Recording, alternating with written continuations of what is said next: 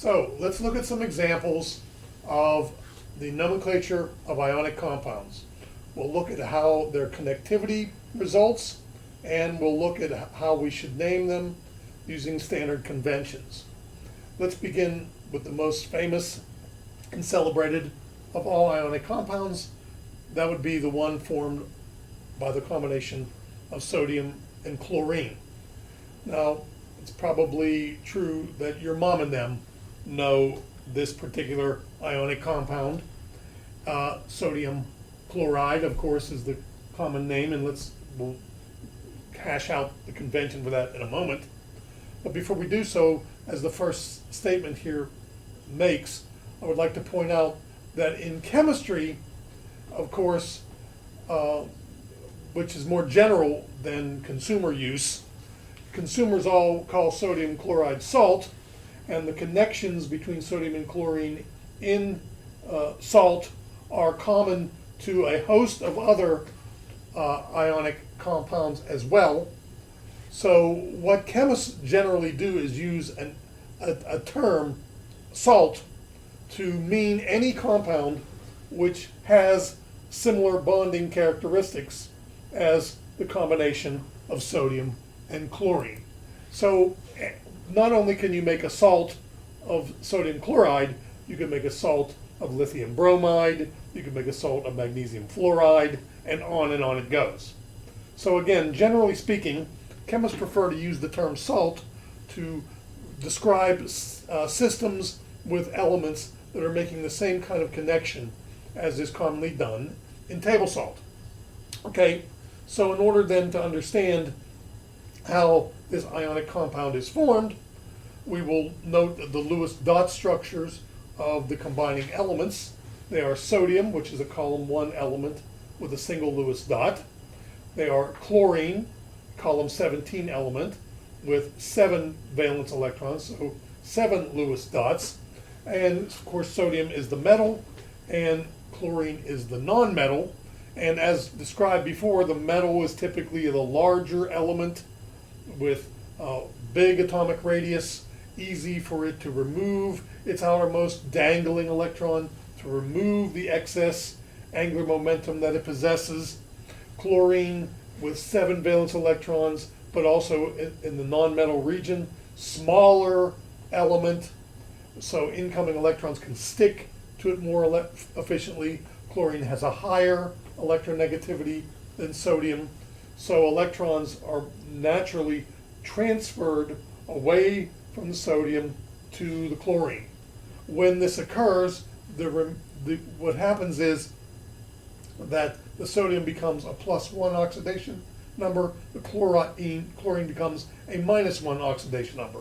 Notice I'm representing the sodium with no remaining valence electrons. It still has electrons, but all are at the core level, all are in complete shells and complete octets, so there's a balance of angular momentum in the sodium. And the chlorine, after it has gained that electron lost from sodium, is now a -1 anion. It has now completed its octet. It has completed its s and p sets of electrons, so it also too has a balance of angular momentum buzzing around its nucleus, so both of them are happy. But now what happens is that the sodium is positively charged and the chlorine being negatively charged. They can't escape the electrostatic influence of one another. So they are stuck together by the opposite nature of their charges. This attraction they experience due to their opposite charge is an ionic bond. So the sodium and chlorine now form a unit known collectively as an ionic compound.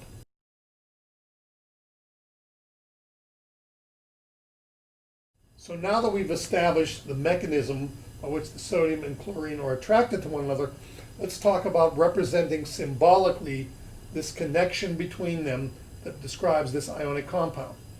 Notice that conveniently, every sodium can lose an electron and exactly give the chlorine what it wants. So for every loser of a sodium, you will have a gainer from the chlorine. So there is a one-to-one connection between the number of electrons transferred from the metal to the nonmetal. So when you write the symbolic representation of this connection, we always do it in a traditional fashion where the cation is listed first. So I will put the element which became positively charged first in the chemical symbol of the formula. So the Na goes first, and that will be followed by the anion or the nonmetal listed second. So when I write the chemical formula of the ionic compound formed between sodium chloride, sodium and chlorine, when I do the convention, as all chemists do, you put the sodium first because it's the cation, put the chloride second because it's the anion. Now also, because there is a one-to-one ratio of chlorine to sodium, you write these down with no subscripting to indicate ratio and proportion of combination. Since sodium exactly gives up one for each chlorine that wants one, there's a one-to-one ratio in their connection, so there doesn't need to be any subscripting indicating any ratio and proportion other than one sodium giving an electron, one chlorine taking an electron. So there are no subscripts when listing the chemical formula, and you would just write this chemical formula as NaCl.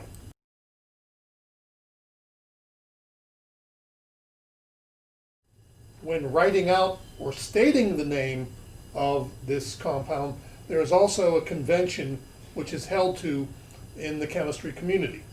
And that convention quite simply is that the cation is stated first, the metal is stated first, no alteration to its name.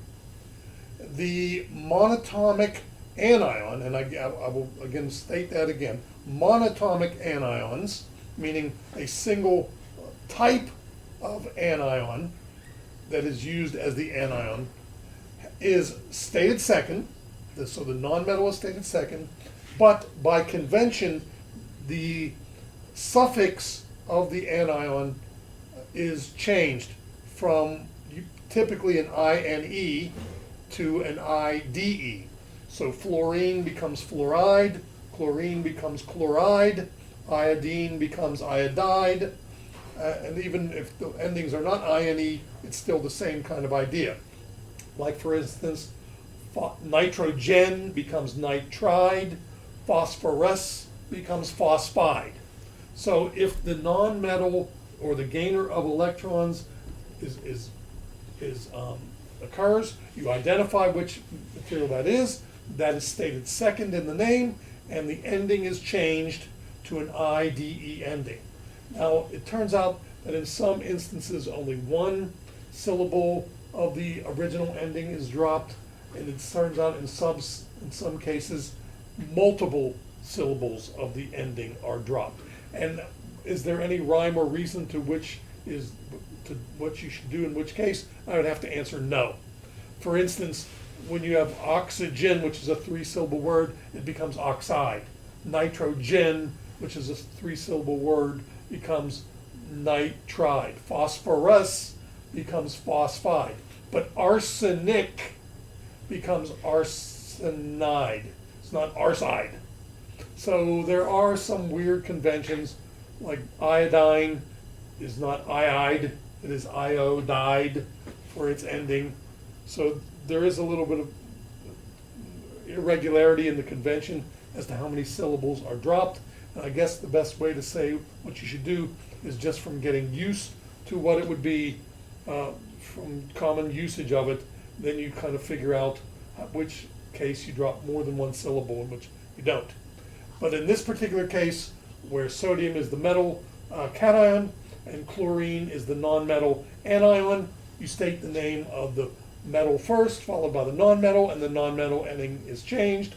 So this combination of sodium and chlorine becomes known as sodium chloride.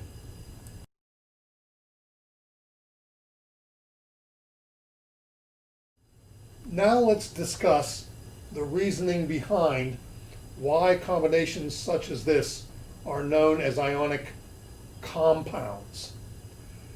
Let's consider I have a sodium, I have a single sodium and a single chlorine. Of course, very simply then, the sodium will be the loser, the chlorine will be the gainer, the cation will stick to the anion, and I'll get a unit of sodium chloride. But of course, this is virtually impossible to pull off. I will typically have trillions upon trillions of sodium simultaneously, all losing an electron, trillions upon trillions of chlorines simultaneously gaining an electron. So I will have trillions upon trillions of both cations and anions, and electrostatically they just begin to clump together to each other over and over again. Now, naturally what they will do is they will clump together in an orderly fashion so that not a single unit of sodium and chlorine exist, but connected units of alternating plus and minus connect together.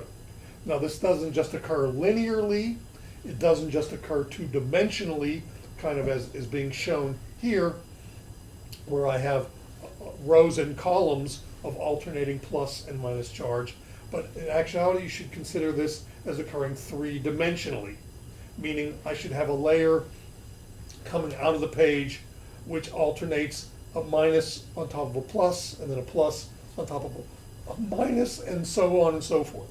So this becomes a three-dimensional structure of connection of the sodiums to the chlorines. Now, so this is the reasoning behind why we end up calling this the ionic compound. This doesn't occur in individual units. It doesn't occur in individual entities of a single sodium to a single chlorine. It is a massively compounded connection of gazillions upon gazillions of the cations connected to gazillions upon gazillions of the anions in an orderly fashion.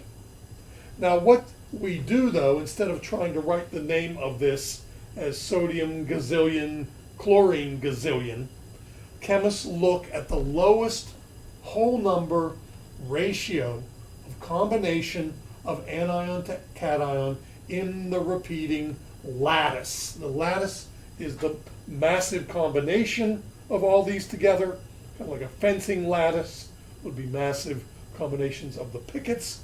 We have now massive combinations of the pluses and the minuses.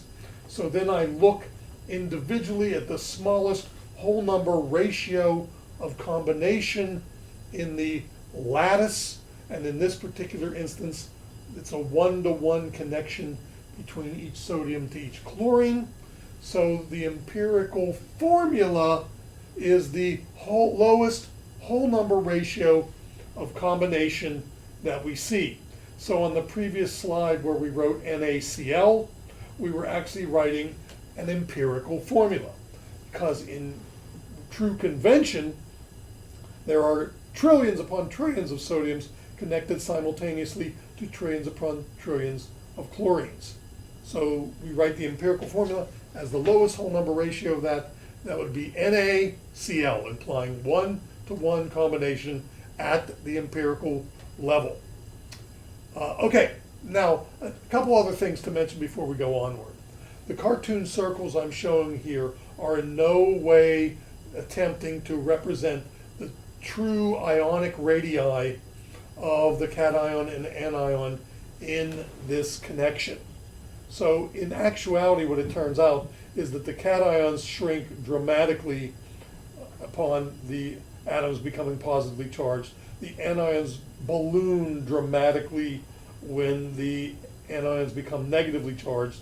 So typically what should be represented here is that the sodiums are very tiny compared to the chlorides. Now, and as a matter of fact, what that ultimately ends up meaning is that they don't really pack exactly as I'm showing here. Kind of like what happens is that the chlorines are so tiny compared to the sodiums are so tiny compared to the chlorines, they kind of fit in the spaces between the chlorines very, very efficiently. And then when you put the next layer on to make it three-dimensional, you have to look closely at whether the next layer stacks so that they fall in the spaces between the layer below Like if you put a bunch of pool balls down and then lay the next layer on them, would they lay right on top of the pool balls below them, or would they fall into the spaces between the pool balls below them? So this is a story for chemists to unravel. There are many different conventions as to how the cations and anions pack together when they form these ionic lattices. As a matter of fact, under different pressure and temperature conditions, they will pack differently.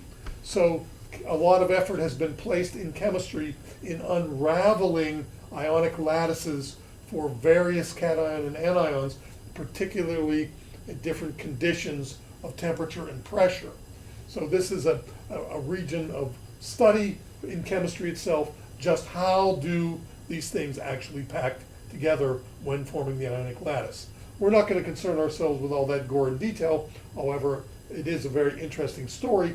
You can learn more about that if you take a higher level advanced inorganic class at maybe the junior or sophomore level. You can do so to learn more about how these things may pack together. But for now, all we are concerning ourselves with is recognizing that this connection happens over and over again, forming what we call a compound, and that's where the nature of the name compound comes from. If you could nanoscopically look at it, you'd see many, instead of just a single unit, you'd see the connection of many units simultaneously, and the lowest whole number ratio of the anion to cation in the smallest whole number unit of this lattice is known as the empirical formula.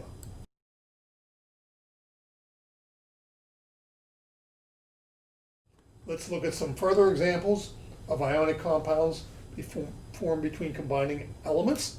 Let's take some cousins of sodium and chlorine. Let's consider potassium and bromine. Sodium and potassium are in the same column, column 1, both 1 dot Lewis dot structures. Chlorine and bromine are both in column 17, both have 7 dot Lewis dot structures. So it shouldn't be surprising then that the compound formed between potassium and bromine would have many similarities to the compound formed between sodium and chlorine. And as a matter of fact, what happens, of course, potassium being the much bigger metal atom, it will facilitate losing an electron. Bromine being the smaller non-metal with higher electronegativity will prefer to be the element gaining an electron as a result of that. So to balance the angular momentum of the potassium atoms, they lose a single electron. It doesn't get swept under the rug of the universe. It is transferred to a collection of bromine atoms, which gain that electron to balance their angular momentum. So the bromine octet is completed at the valence level. The potassium octet is completed, but it's not completed at the valence level, it's completed at the core level. It shed all its valence electrons. So now it has a balance of angular momentum as well. And now the potassium and bromine can't escape each other because of their opposite charges, so they are inherently stuck together. Now this doesn't simply happen in a one-to-one fashion. It happens over and over and over and over again to form an ionic lattice of potassium bromide, just like you formed an ionic lattice of sodium chloride. But the lowest whole number ratio in the combination will be one giver of one, matching exactly to one taker of one. So the empirical formula for the combination of this multitude of potassiums and bromines is KBr. No subscripts, because the indication is that they can combine at the lowest whole number ratio in a one-to-one fashion. When you state the name of this, you state the cation first, followed by the name of the anion, altered to an IDE ending. So the name of this will be potassium bromide. So again, another thing to consider is that since this is so similar at the nanoscopic level to sodium chloride, it's also similar at the macroscopic level. You could put potassium bromide, in a salt shaker. You could probably shake it out on your French fries. Now, it would probably taste salty to you. Now, it might have some kind of different overtones to the taste, but I'm certain it would have some salty appearance to your taste buds. Now, might not be so healthy for you to put this on your French fries instead of the potassium, instead of the sodium chloride. But I think some of us are aware of those that are on low sodium diets. They often replace the potassium chloride with, the sodium chloride with potassium chloride, as a matter of fact, to get rid of some of the sodium in your diet. So these kind of things are done. So in other words, potassium bromide, just like sodium chloride, is also known as a chemical salt.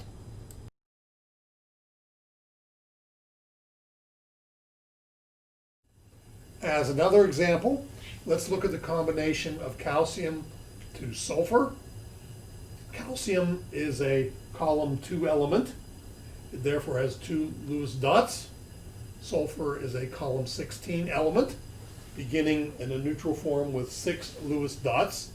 So what you can see here is, to balance out angular momentum, the metal calcium from the left of the table of lower electronegativity will be the shedder, and it will have to shed both those electrons to balance its angular momentum. The nonmetal sulfur on the right side of the periodic table of higher electronegativity will be the gainer of electrons. It will need to gain 2, not 1. So very conveniently, each calcium wants to get rid of 2, each sulfur wishes to gain 2.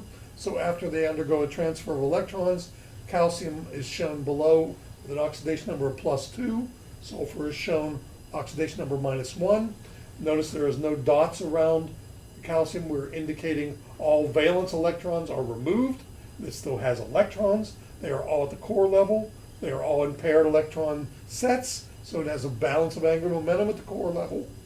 The sulfur, by gaining the 2 electrons, is balanced at the valence level. So everybody has this nice, smooth, humming washing machine of electrons around it, as I talked about in our last lecture.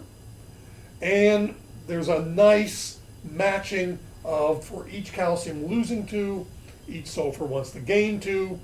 So the empirical formula is such that 1 calcium is necessary to match the desires of 1 sulfur. So they can combine in a 1-to-1 fashion. There's therefore no need to put subscripts on their empirical formula, because they combine in a 1-to-1 ratio, but it is actually 2 electrons transferred between them. So their empirical formula is CAS, listing the cation first, followed by the anion. When you state the name of this, once again, you state the name of the cation first, unaltered, so it will be calcium. You state the name of the anion second, if I said cation first, unaltered, anion second, altered, with its ending changed to IDE. So this empirical formula of this ionic compound salt will be known as calcium sulfide. Now again, it would combine in an ionic lattice. There's not single units of calcium combined to sulfur, but multiple calciums combined to multiple sulfurs in a repeating pattern that forms a particular way in which they connect together that can be studied by the chemists that are interested in such things.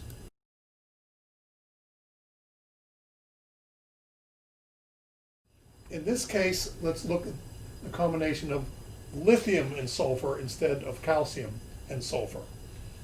Lithium is a column 1 element with a single Lewis dot. Sulfur, again, as before, is a column 16 element with 6 Lewis dots. Lithium is a larger metal, which makes it easier for it to lose electrons. Sulfur is a smaller non-metal with higher electronegativity, easier for it to gain electrons.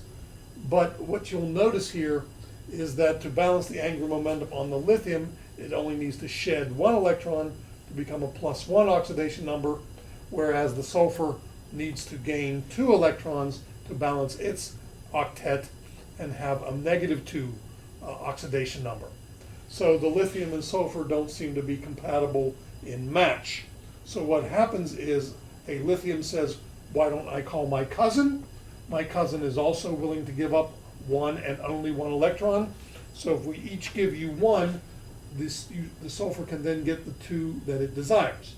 So now there is a ratio, a proportion of combination of two lithiums, each giving 1, to match the sulfur gaining 2. So when we write the empirical formula out for this, we reflect that ratio of combination by putting subscripts saying the number of lithiums per each sulfur in the empirical formula. So I will have 2 lithiums per each sulfur in the empirical formula. So I put a 2 subscript by the lithium and no subscript by the sulfur, implying there's a single sulfur in the empirical formula. Now remember, in actuality, this is a lattice of combination of a multitude of lithiums to sulfurs, and in that lattice there'll be a ratio of 2 lithiums per sulfur, as when you would draw this repeating pattern of their combination. In the empirical formula, the lowest whole number ratio is 2 to 1, so I write this as Li2S. Now let's turn, though, to the unique way in which this is named. We're going to use exactly the same convention which we talked about in the previous 3 examples. You state the name of the cation first, followed by the name of the anion with its ending altered to IDE. So the name of this is lithium sulfide. Now that may bother some of you out there because there is no implication as to the number of lithiums there are per sulfur, and the only thing I can state to you is for ionic compounds, we do not use any prefixes indicating the number of atoms in combination.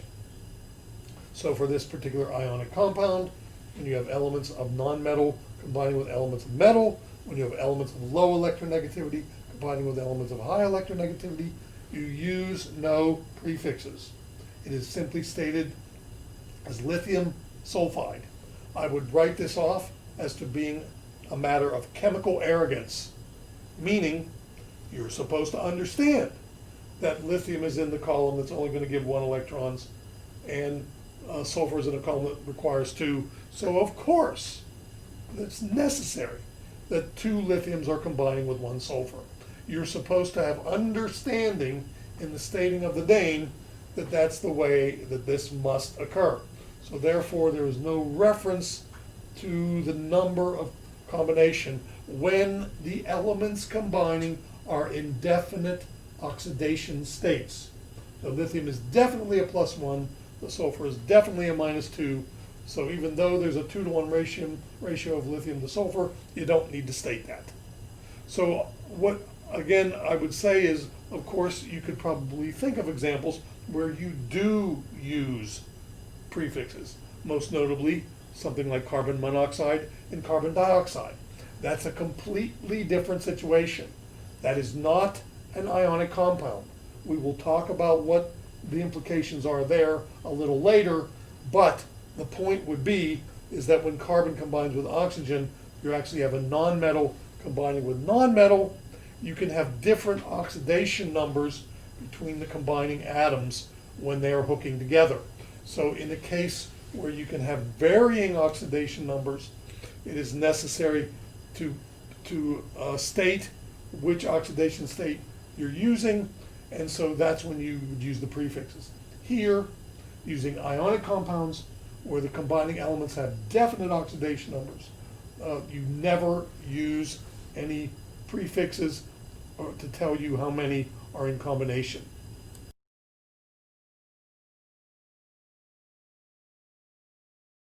Another example showing this same effect is the combination of magnesium with fluorine. Magnesium, column 2 element, 2-dot Lewis dot structure. Fluorine, column 17, 7-dot Lewis dot structure. Fluorine will need to balance its angular momentum by gaining a single electron. So it's the nonmetal that is the anion in the compound. Magnesium cannot lose just a single electron, but must lose 2 to satisfy its imbalance of angular momentum. So it becomes a +2 cation after shedding 2 electrons for this lower electronegativity element.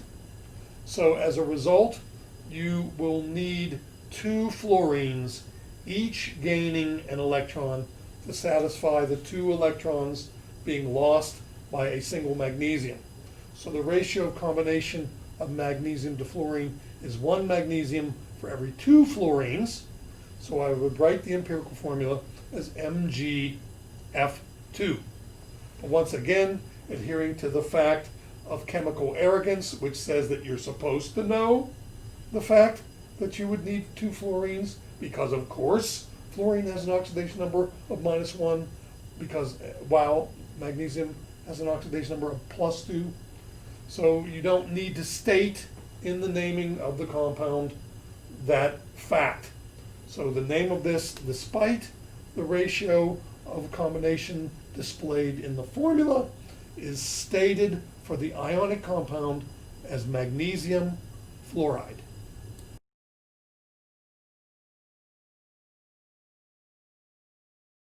As another example, let's look at the combination between beryllium and nitrogen. I don't show the Lewis dot structures of them here. I just show their oxidation numbers. Beryllium column 2 element, 2 Lewis dots.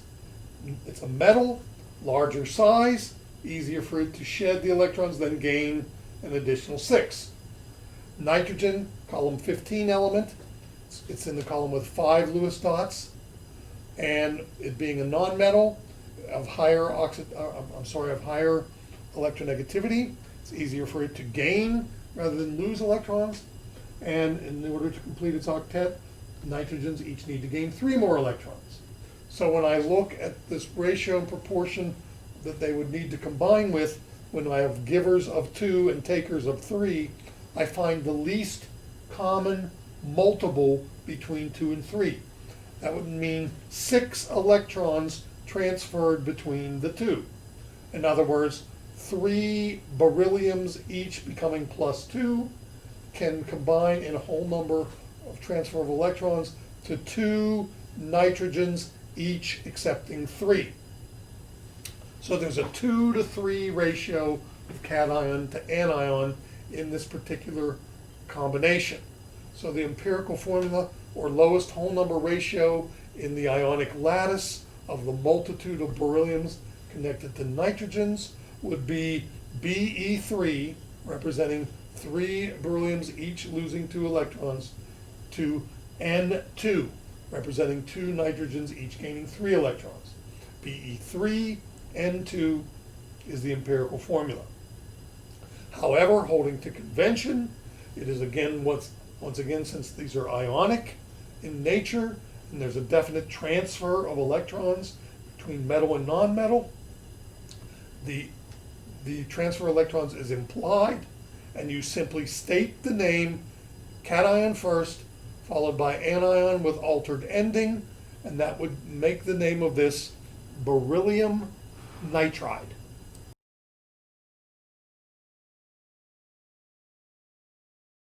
Some additional examples of this same idea. Now again, what I'm going to expect you to be able to do is to go either way, meaning if I give you the name, you should be able to write the empirical formula. If I give you the empirical formula, you should be able to write the name. So you should be able to do this one way or the other, and I'm sure on our assessments I will give you the opportunity to prove to me that you can do it either way. So let's begin with magnesium oxide. Oxide is derived from oxygen. So the nonmetal is oxygen, column 16, which is a column of oxidation number -2. Magnesium's in column 2, oxidation number of +2. Notice the +2 and -2 match exactly. For each magnesium giving up 2 electrons, an oxygen will accept 2 electrons, so they can combine in a 1-to-1 ratio. So the empirical formula of them would be MgO. Even though they're gaining and losing 2 electrons, the ratio of their combination is 1-to-1, so there's no implicit subscript to indicate that transfer of electrons. Next, we can look at the example of calcium iodide by name. You should be able to recognize from that name that it's a combination of calcium and iodine. Then from knowing it's a combination of calcium and iodine, you would know that calcium is in the column that has a +2 oxidation number for the metal, and the iodine is in a column 17, which has a -1 oxidation number for the nonmetal. So there's not an equal transfer between them. You need a ratio of combination so that the electrons are transferred in whole numbers. So for each one calcium giving up 2 electrons, you're going to need one iodine, I'm sorry, for each calcium giving up 2, you'll need 2 iodines accepting 1 each. So the empirical formula is CaI2. Now notice what this is essentially saying is that I'm taking the oxidation numbers in the middle column, transferring those to subscripts transferred from the cation to the anion as indicated by those arrows. I'm using to find the least common multiple, the product of these oxidation numbers transferred from the iodine to the calcium and from the calcium to the iodine. So the +2 is to -1 for the calcium to iodide is an indication you need 2 iodines for every 1 calcium in this calcium iodide unit.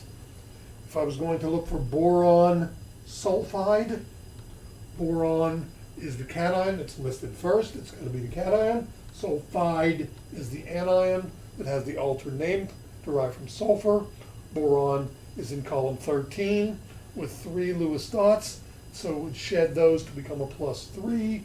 Sulfur is in column 16 with 6 Lewis dots, needs 2 more to be gained from the cation, but there's not an equal number of transfer between cation and anion. You need to find the least common multiple of electrons transferred, and you'll notice kind of what the indication is.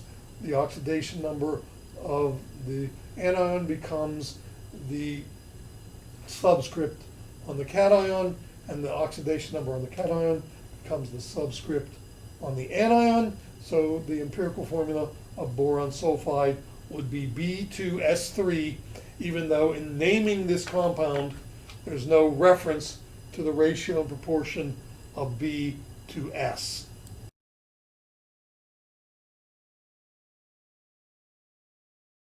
Ionic compounds are also formed by combinations of atoms other than a single cation to a single anion type.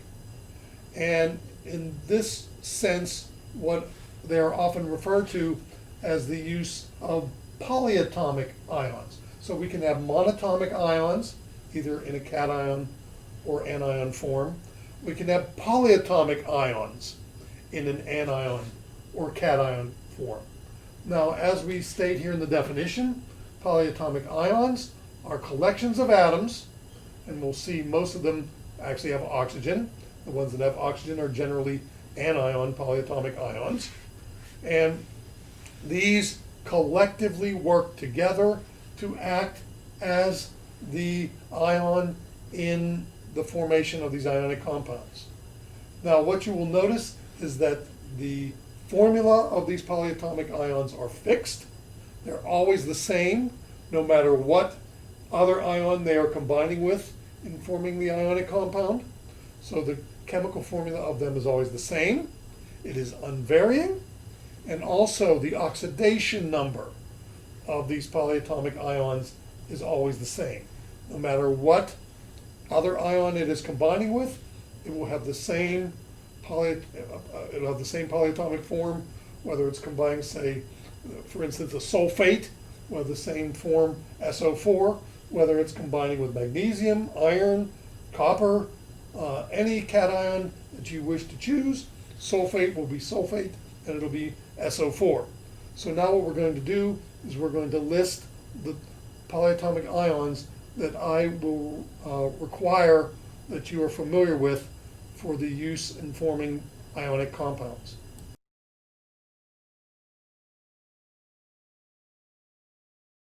So the next 2 slides compile a list of polyatomic ions. These are the ones I expect you to know everything about, meaning knowing their oxidation numbers, knowing their formulas, and knowing how to use them for the formation of ionic compounds. First, we should note this next 2 slides are not exhaustive, meaning there are tons and tons and tons more polyatomic ions other than the ones listed on these slides. These are the only ones I'm going to hold you responsible for in the use of naming ionic compounds and writing chemical formulas for ionic compounds. But the general rules that apply to the usage of these ones can in general be used for any other polyatomic ions not included on this list. Okay, so we begin with sulfate, SO4. Every sulfate is always an S combined with four oxygens. Every sulfate always has the oxidation number -2, meaning it takes 2 additional electrons in addition to the total number of electrons in the 4 oxygens and the 1 sulfur to build a sulfate. Now this oxidation number SO4 is true for sulfates no matter what cation the sulfate is combining with. It can combine with a group 1, group 2, group 3 cation. Can combine with any of the metals such as copper, cobalt, manganese, anything else that would act as a cation in combination as well. Sulfate will always be SO4 and it will always be a -2 oxidation number. Now it turns out that when you begin to react in water and in acid and base situations, water is very reactive towards sulfate and it ends up reacting such that water molecules do a process we call deprotonation, or the sulfate steals protons from a water molecule, forming this material known as hydrogen sulfate. So the next one I want you to know is hydrogen sulfate. Having stolen a positively charged H from a water molecule makes the sulfate change into HSO4, but it is also, because it stole a positive H, it lowers the oxidation number from the original -2 down to a -1. Now, the next one I would prefer you know is sulfite. Now, we'll have something later on upcoming slides to show you regarding that nomenclature change from sulfate to sulfite. Notice it also has a -2 oxidation number. And it's a combination now, though, of 3 oxygens per sulfur. Now, as a matter of fact, there's something called hydrogen sulfite as well. That would be HSO3, with an oxidation number of -1. But since I didn't list it here, I'm really not going to make you responsible for that value. Next, let's go to nitrate, NO3. No matter what NO3 combines with, it's always a nitrate if it requires 1 extra electron to build it. So it's an anion of -1 charge, regardless of whether it's combined with any metal in the periodic table. It will always be -1 in oxidation number. We can go from there to phosphate, which is PO4, always of -3 charge. We will note there is something known as a hydrogen phosphate.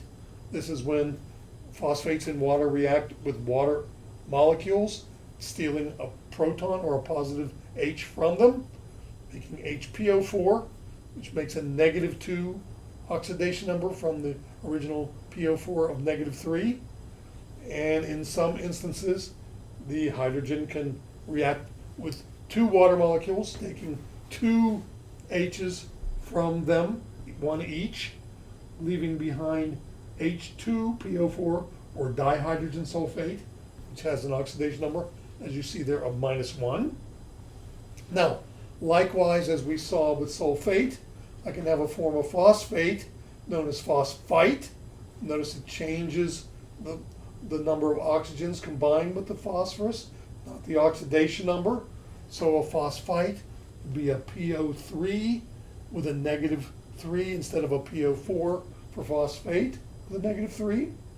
Now I would point out to you that phosphites also react in water to form hydrogen phosphite that would have a -2 oxidation number, and also dihydrogen phosphite, which would have a -1 oxidation number. Of course, the formula for hydrogen phosphite would be HPO3. The formula for dihydrogen phosphite would be H2PO3.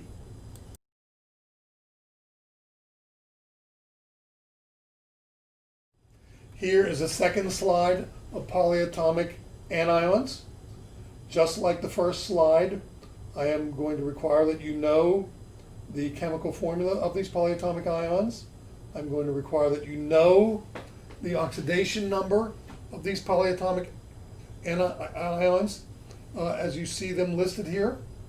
Let me give some highlights of these as well as the highlights I gave in the previous slide. You'll notice we begin with carbonate, combination of C with 3 O's that has an oxidation number of -2, independent of what metal cation it is in combination with. But as a difference from what we saw in the previous slide, carbonate in water also will react with water just like phosphates and phosphites and sulfates and sulfites. And just like them, it can steal protons loose from water molecules. But unlike them, which are referred to as hydrogen sulfate and hydrogen phosphate, in this instance, we're going to call the protonated form of the carbonate anion by its traditional name. And its traditional name is bicarbonate. Now, some people do use the name hydrogen carbonate, but in most common employment in chemistry nomenclature, people still adhere to calling this bicarbonate. So that's what I want you to call it. I don't care what you Google these to be named. I am going to require it to be called, in your use of it in nomenclature, I want you to call it bicarbonate. That's what I say you should call it. It's very typically what it's called. Again, some instances you would find this listed as hydrogen carbonate. I don't want it listed like that. I want it listed as bicarbonate. It's a protonated form again of carbonate. So by adding a positive proton onto the CO3 of -2, it becomes an HCO3 of -1. Next, we have a hierarchy of different forms of combination of chlorine with oxygen. Notice we have chlorate, perchlorate, chlorite, and hypochlorite. All of these being -1 anions, all of them having different numbers of oxygens in combination with the chlorine, and all of them having unique terms in the naming of them that indicates that unique number of combinations of oxygen that the chlorines are undertaking. We will have more to say about this relative naming scheme of the 8-ite, perate, and hypoite. We'll have more to say about that on the next slide, so I'll just hold off until we get there to do that. Okay, following the chlorine-oxygen combinations, notice we have the hydroxide. Now this is a very important material that results from the reaction of materials with water. As I talked about previously, sulfate reacts with water to form hydrogen sulfate. Well, when it takes the proton loose from a single neutral water molecule, guess what's left? What's left is hydroxide. So hydroxide is a very common product of what is known as hydrolysis reactions, where things react with neutral water molecules. So the hydroxide anion, no matter what the cation it's combined with, is always OH, and it is always a -1 oxidation number. Now, just to show you that not all polyatomic ions contain oxygen, I give you cyanide, which is a combination of C with N, which requires an extra electron to build, no matter what, again, cation or metal you're combining the cyanide with. And as just to show you also that you can have polyatomic ions that are cations as opposed to anions, I offer ammonium. Now, ammonium is a derivative of ammonia. And interestingly, when ammonia is placed in water, it also hydrolyzes or reacts with water, but instead of forming a negative anion, as does sulfate or carbonate after its reaction with water, neutral ammonias gain the proton from water and make ammonium. Ammonium is a +1 as a result of gaining this proton from a water molecule. So I'm going to require that you know the ammonium cation in your nomenclature. You know that all ammoniums are always +1 when they form.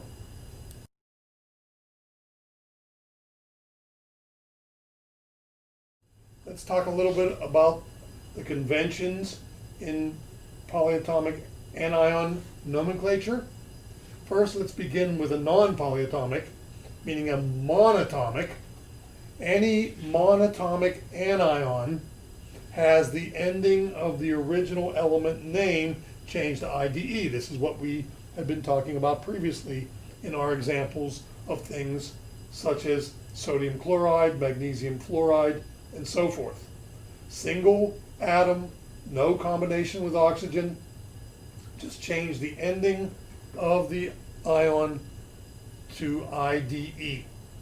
Now, if you have an oxygen containing polyatomic ion, you find the element that has you find the most common oxidation number of the element in the combination with oxygen, and you give that the ATE ending. You will notice on the previous examples, we showed a form sulfate, nitrate, carbonate, chlorate. In those cases, the S and the N and the Cl are in particular oxidation numbers that are the most common oxidation numbers of the combination of the polyatomic ion with oxygen. So as an example, let's look at a combination of I and O that makes the iodate anion. The iodate anion, it turns out, is IO3 minus 1. In the iodate anion, the oxidation number of iodine in that anion turns out to be +5. Now, of course, the overall oxidation number of the polyatomic ion is -1. But the iodine within this polyatomic anion can be assigned an oxidation number of +5. How do you determine that? Well, oxygens are very electronegative. They win the battle. They get the number of electrons they want compared to the iodine. So the oxygens are -2. They're in column 16. They want to be -2. There are 3 of them. That gives a total of -6. And now because the overall charge of this thing is -1 and the oxygens are a total of -6, that means that the iodine must solve the equation of blank -6 equals -1. So that means that the oxidation number assigned to the iodine in iodate is +5. It turns out when iodine combines with oxygen to make a polyatomic ion, this is the most common oxidation number that iodine takes, +5. So this is assigned to be the iodate anion. Now, if we have the case of IO2 minus 1, that is called iodite. And in this case, it is using iodine of the next lowest oxidation number from its most common form. The most common oxidation number of iodine is in the +5 state, and that's when you get IO3 minus 1. In this particular case, where you have IO2 minus 1, iodine is in a +3 oxidation state. How do you tell this? Well, again, the oxygens are -2. They're the most electronegative element. There are 2 of them for a total of -4. And since the overall charge is -1, that means that the single iodine must be of a +3 oxidation number. So when you raise the oxidation state of the element above its most common oxidation state, you change the ending of the polyatomic anion from ATE to ITE. This worked, as we saw in the example of chlorate and chlorite. It worked in the example we saw of sulfate and sulfite. It works in the example of nitrate and nitrite. It works in the example of phosphate and phosphite.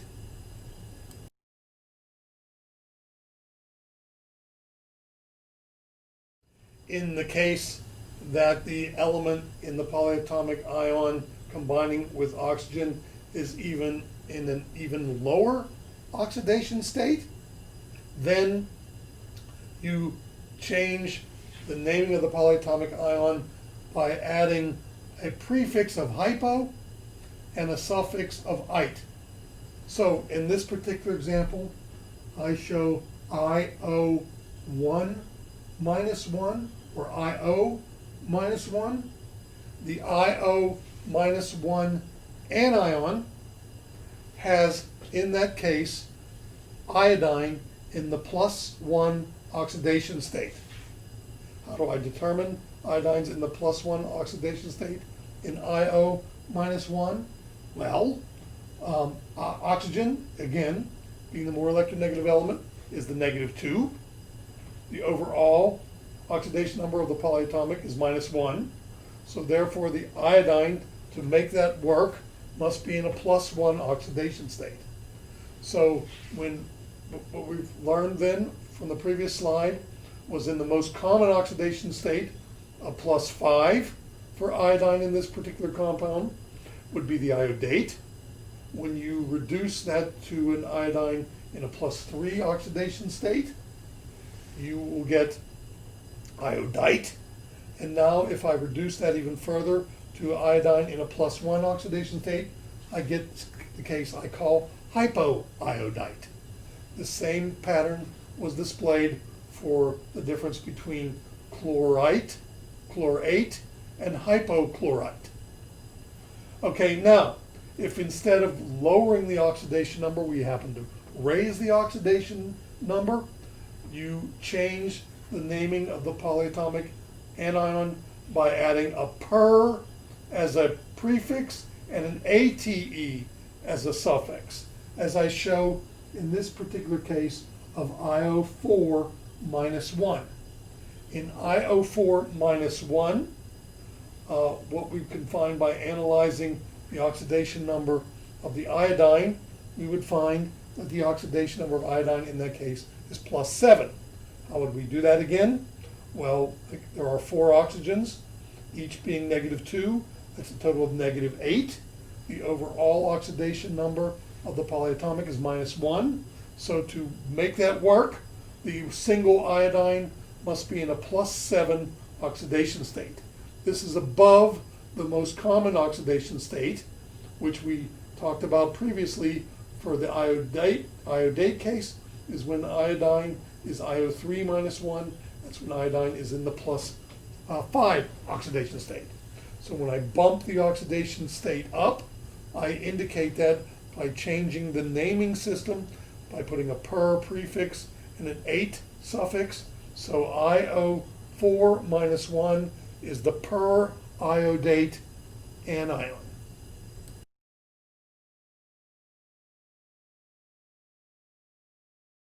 Let's look at some examples of using polyatomic ions in naming and nomenclature of ionic compounds. What you do is you state the name of the polyatomic anion with no change in its naming. If it's an anion, it's given its name listed second in the name. If it's a cation, it's a polyatomic ion listed first in the name. And then in order to do the ratio combination, you just look at the fixed oxidation number of the polyatomic ion, no matter what it's in combination with. And then you look at the oxidation number preferred for the element combining with it. And then you balance loss and gain of electrons, just like you did before, using subscripts to indicate the ratio and proportion of combination of element to polyatomic.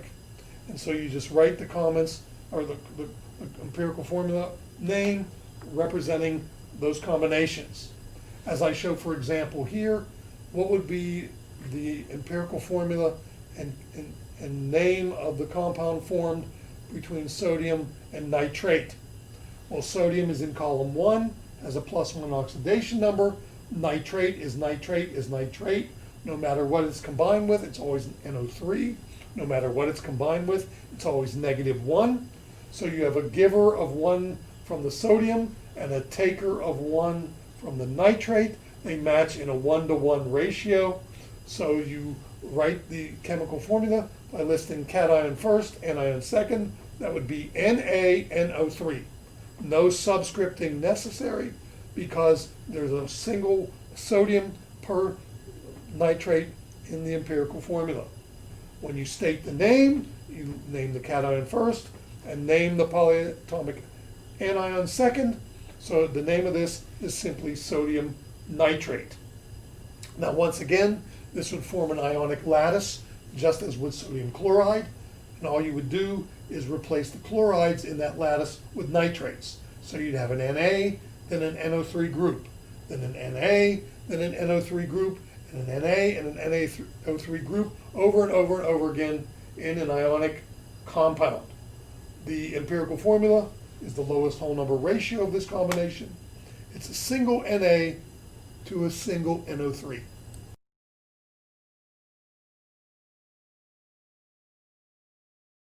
Here's some further examples of writing the chemical formula given the name of the compound.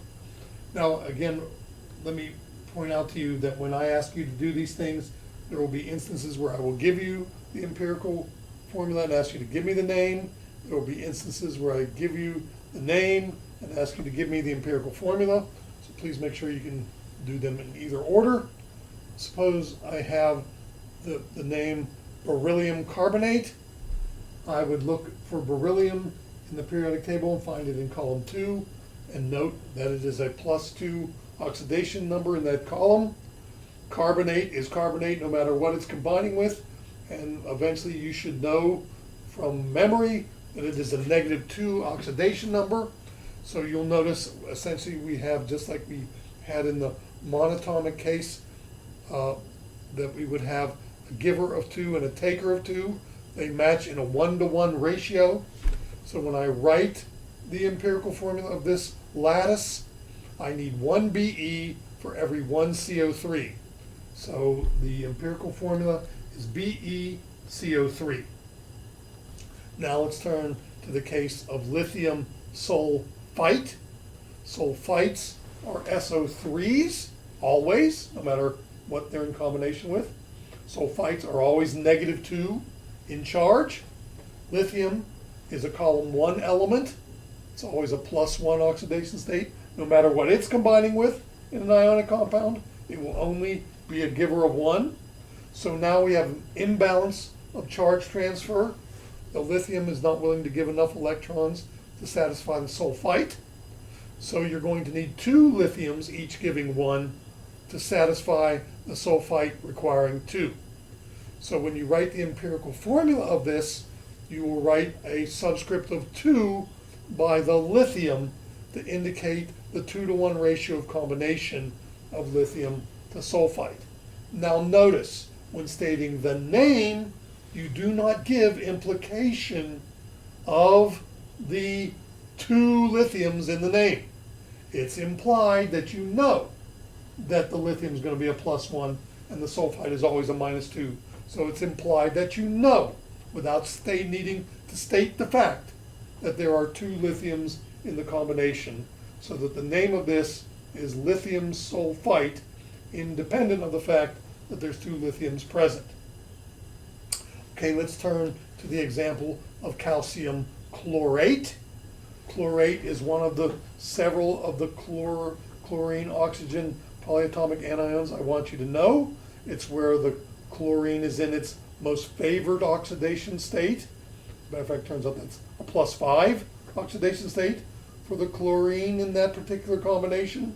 So that would be the one designated as chlorate. That is ClO3, and the charge on it is always -1 overall for the polyatomic ion. Calcium, being in column 2, is always a +2.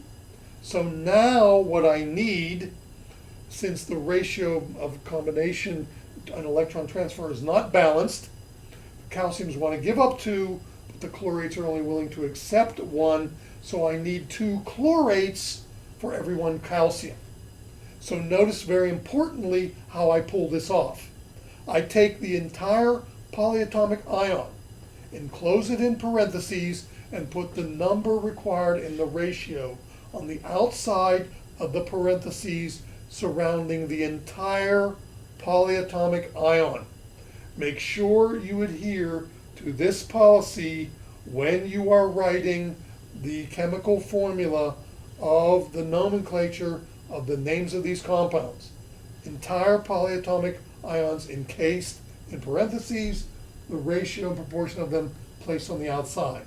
Now, if there's a single polyatomic ion, as we see in the 2 examples above of carbonate and sulfite, you do not need to adhere to this surrounding with parentheses policy. You can just leave it because the implicit nature of that is there's a single carbonate in beryllium carbonate, there's a single sulfite in lithium sulfite, but when you need multiple polyatomics, as we do in this calcium chlorate example, you surround the entire polyatomic ion in parentheses and put the ratio of the combination outside that parenthesis.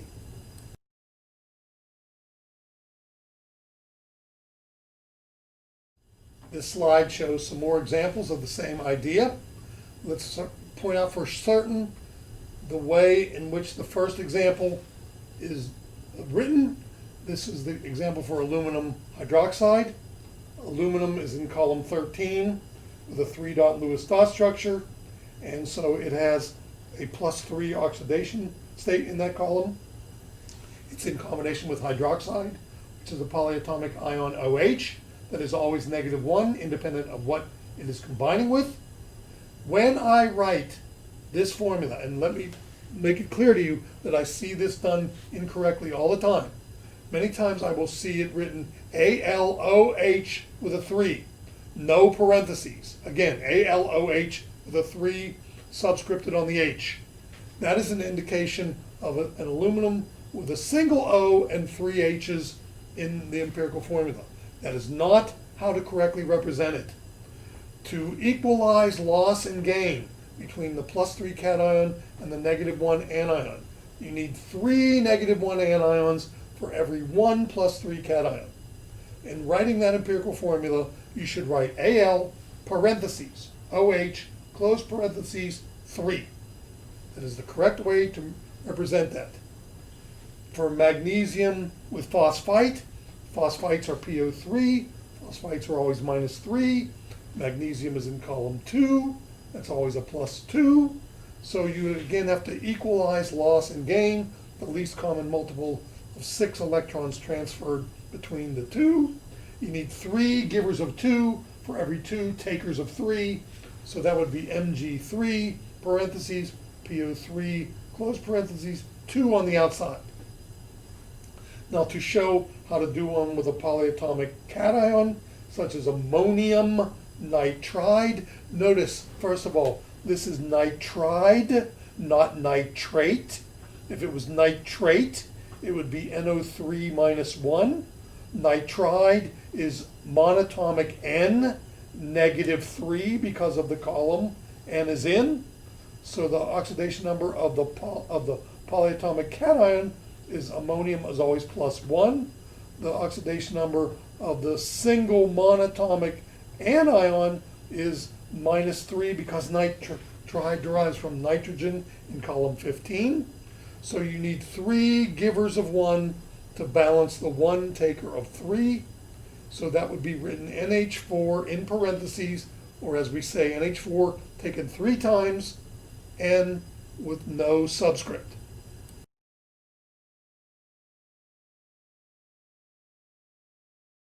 All right, let's look at how to incorporate metals which are not in the main groups when doing ionic compounds. Now, first of all, these are metals, so they will all be cations, but these are cations that you can tell from the pictorial representation here are all in the D block. So these are D block elements that do not that have, in addition to S and P electrons, they have D electrons available. Now it turns out, because of the presence of the D electrons, that these elements can take a wide variety, typically can take a wide variety of oxidation numbers. Now not all of them do, but a lot of these particular D block elements can take a wide variety of varying oxidation values depending on what material they're combining with, and also depending on the conditions of temperature and pressure that they're combining with those elements. So because of the possibility that they can take multiple oxidation numbers depending on what they're combining with, we need a way in which to tip off chemists as to which oxidation state they happen to be using. So to do so, we could use prefixes, but what we're going to see, that's reserved for another type of construction of compounds later on. As a matter of fact, they're not compounds. We reserve the use of prefixes indicating the number of combination when we do things we're going to call molecules, which are actually non-metal combinations of materials. So when we do molecules, we will use the prefixes to tell the number of combination. So here, when we're still doing ionic compounds that involve metals with nonmetals or metals with polyatomic anions, we will indicate, because of the variability of the metal oxidation number, we're going to indicate it by using a Roman numeral for the oxidation number, as we will see in the following examples.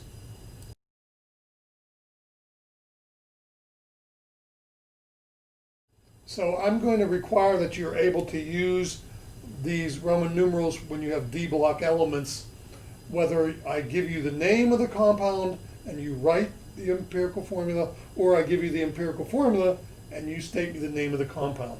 Let's pretend at first here I'm giving you the name of the compound containing the D block element, including a Roman numeral to describe its oxidation number and how you would write the empirical formula. Let's begin with copper 1, Roman numeral 1, chloride. That's what this is indicating. The Roman numeral 1 tells you that the oxidation number of the copper is +1. You know it's a cation because it's listed first. Chloride is in column 17. It's a 7-dot Lewis dot structure, or a -1 oxidation number. So when copper 1 combines with chloride, there's a transfer of electrons between them in a 1-to-1 fashion. So the name of this would be Cu, or the empirical formula of it would be CuCl. Now in the old days, this was commonly referred to as cuprous chloride. The cup is a reference to the name, the ancient Roman Latin name of copper, cuprum, and the OUS ending is an indication of copper in its lower preferred oxidation state. Now let's suppose instead we have copper Roman numeral 2 chloride. The anion remains the same, column 17 element with oxidation number -1, but now I have a copper with Roman numeral 2. Since it's listed first, it's a cation. Since the Roman numeral is 2, it has a +2 oxidation number. Now we have to combine them in the proper ratio in order to transfer electrons correctly, which means 2 takers of 1 for every 1 giver of 2. So the empirical formula of copper Roman numeral 2 chloride is CuCl2. Now, in the old days, this would be given the name, instead of copper Roman numeral 2 chloride, it would have been called cupric chloride. The ic ending is, as we saw, talked about a little bit earlier, ic, just like in the polyatomic ions, refers something to the oxidation state. The ic ending has to do with higher oxidation state elements. So cupric chloride is the higher oxidation state form of copper, but we're going to go with the Roman numeral naming of it, copper Roman numeral 2 chloride.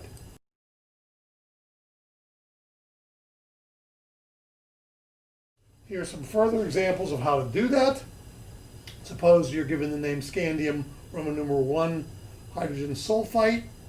So hydrogen sulfate is the HSO4 anion. It's always -1.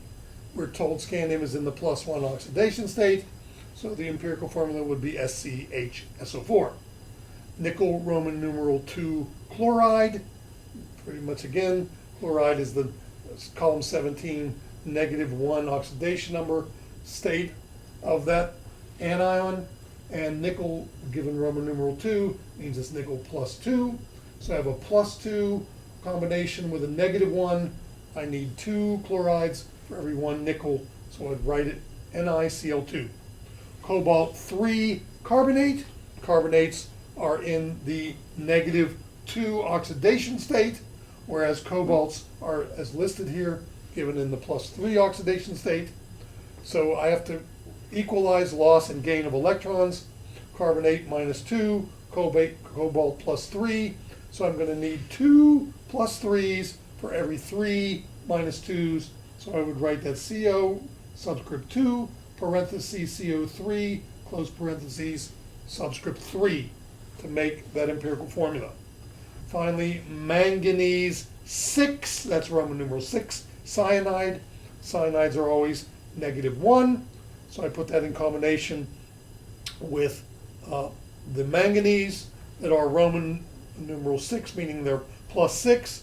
So I need 6 givers, or 6 takers of 1 to match 1 giver of 6. So the formula for that would be Mn Mn parentheses Cn, close the parentheses, with a 6 on the outside.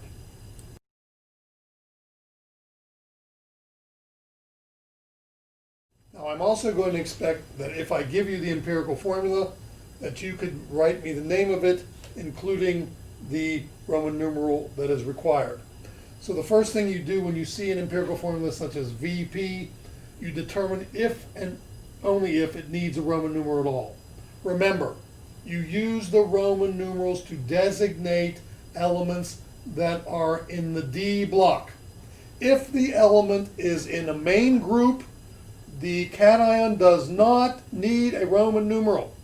If you put the Roman numeral, it will be marked wrong. Roman numerals for elements in the main group are fixed. You know in column 1 you're going to be a +1. You know in column 2 you're going to be a +2. You know in column 13 you're going to be a +3. You do not use Roman numerals for those elements. So the first thing I would do by recognizing vanadium is recognize it's a D block element, a transition metal, which requires a Roman numeral. So what Roman numeral do I assign? I base that on the anion. The anion is phosphorus or phosphide, and since it's monatomic phosphorus or phosphide, it's in column 15, it's a -3 oxidation number. There's a single vanadium connected to that phosphide, so if the oxidation number of the phosphorus is -3, the oxidation number of a single vanadium to balance that must be a +3. So that would be, the name would be vanadium, Roman numeral 3, phosphide. Next example, I show MnHPO4 taken twice. HPO4 is hydrogen phosphate. That is a -2 oxidation number for hydrogen phosphate.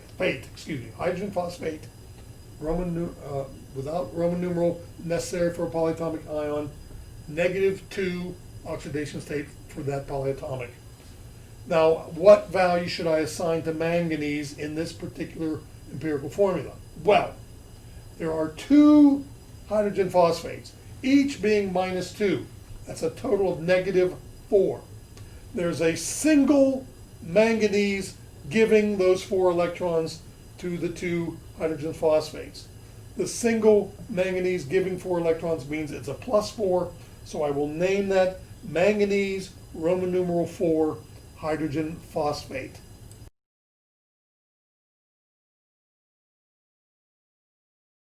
Some more examples where we're going to pretend that I have given you the empirical formula and you're supposed to give me the name of that particular compound. Again, first, determine if you need a Roman numeral. You only need a Roman numeral if the element being the cation is in the D block or is a transition metal.